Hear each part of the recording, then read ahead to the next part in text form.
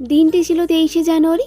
23শে জানুয়ারি আমাদের দেশনায়ক মানে নেতাজি সুভাষচন্দ্র বসুর জন্মদিন। এবছর নেতাজির জন্মদিনের দিনই পড়েছে আমাদের সরস্বতী পূজা। সকাল সকাল আমি স্নান করে রেডি হয়ে নিই পুজো করব বলে। আমাদের বাড়িতে কিন্তু সরস্বতী পুজো প্রতি বছর পুরোহিত দিয়ে করানো হয়। এই বছর ঠিক করলাম আমি নিজেই পুজো করব। পুজোর বাজার থেকে শুরু করে আলপনা দেওয়া, ফল কাটা, ভোগ নিবেদন পুরোটাই আমি একা হাতে গুছিয়েছি। পুজোটা কিন্তু আমি পুরোটাই নিজের মনের মতো করে করেছিলাম। আমার মনে হয়েছে ভক্তি ও শ্রদ্ধার সাথে নিজে পূজা করলে মা সরস্বতী তাতে সন্তুষ্ট হন। যেহেতু আমি পুজো নিয়ে ব্যস্ত ছিলাম তাই পুরো ভিডিও আমি করতে পারিনি। শেষ মুহূর্তে গিয়ে মা অল্প একটু ভিডিও করে দিয়েছিল। সেই ছোট্ট থেকে দেখে আসছি আমাদের বাড়ির পুজো প্রতি বছর পুরোহিত দিয়ে করানো হয়। এই বছর পুজোটা আমি এক প্রকার জেদ করেই নিজে নিজে করার সিদ্ধান্ত নিয়েছিলাম।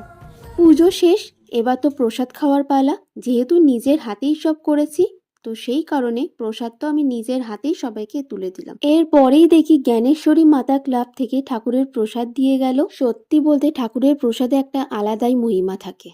ঠাকুরের প্রসাদ খাওয়া শেষ করে সন্ধ্যাবেলায় বেরিয়েছিলাম মায়ের সাথে আমাদের বাড়ির আশেপাশের ঠাকুরগুলোকে দেখতে। এই বছর আর আমি ঠাকুর দেখতে বন্ধুদের সাথে বেরোইনি। সারাদিন উপোস থাকার পর এমনিতেই আমি ক্লান্ত হয়ে গিয়েছিলাম, তাই আর সাজতে মন চাইছিল না। শুধুমাত্র ড্রেস পরেই চললাম মায়ের সাথে ঠাকুর দেখতে। প্রথমেই বাড়ির কাছে রেড ব্ল্যাক ক্লাবের ঠাকুরটা দেখলাম, যেটা ঘূর্ণি শিবতলা বারোয়ারির সুন্দরী মায়ের আদলে করা। আর এই ঠাকুরটি আমাদের ঘূর্ণি এলাকার রাষ্ট্রপতি পুরস্কার প্রাপ্ত প্রখ্যাত মৃৎশিল্পী সুবীর পাল মহাশয় করেছেন। আমি শুধু মায়ের মুখটা দেখছিলাম, এত সুন্দর মিষ্টি আর চোখ দুটো যেন মায়ায় ভরা। পাশেই একটা সেলফি জোন করেছিল, সেখানে সবাই শাড়ি পরে কি সুন্দর ছবি তুলছিল। আর ওই দেখো ছোট্ট ছোট্ট বাচ্চা দুটো কি সুন্দর শাড়ি পরে ঘুরছে, মনে হচ্ছে মা সরস্বতী। সরস্বতী পুজোয় এই ছোট ছোট বাচ্চাদের শাড়ি পরলে এমন মিষ্টি লাগে না কি বলবো।